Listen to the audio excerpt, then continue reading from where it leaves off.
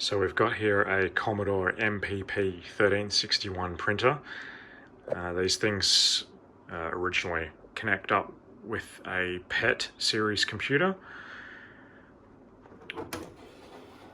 They do unfortunately have a basically unobtainable ribbon cartridge, but I should be able to do something about that, like make my own probably. The main issue with this printer was that the drive gear for the platen roller, I think it's called, was actually snapped in half, and that meshes with the actual knob on the side with this kind of intricate bevel gear arrangement. FDM 3D printers don't have the resolution required to actually reproduce that. I did actually draw this up, and yeah, it didn't work. So I just redesigned the gear and the knob with a very simple interface, 3 teeth that lock in, and that's done the trick. And it still has the jam removal feature as well, so you pull the knob and it disengages drive from the actual gears, and then it locks back in, and then it's engaged with the actual motor. And that is working fine. That's printed in PET G, so I don't actually know how long that would last.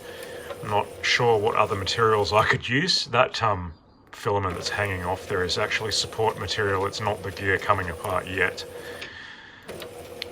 Maybe I need to print that in nylon.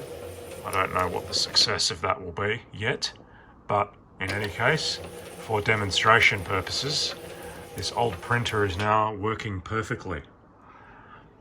It also requires an obscure size of attractor feed paper as well. I don't even know if I'll be able to get that in Australia. If you use the regular A4 size and have this moved over, it prints off the edge, but presumably you can get around that with the application you're using to print from anyway. I'll show you what the gears look like that I have drawn up for this thing. So this is what the actual pair look like together.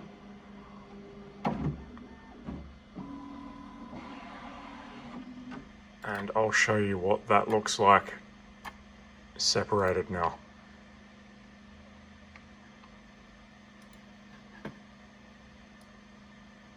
And with the inside of the knob here, we can actually see the teeth that grips onto that gear with.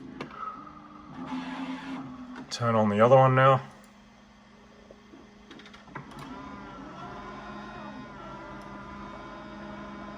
And that's how the gear looks. All fairly simple, and it just works.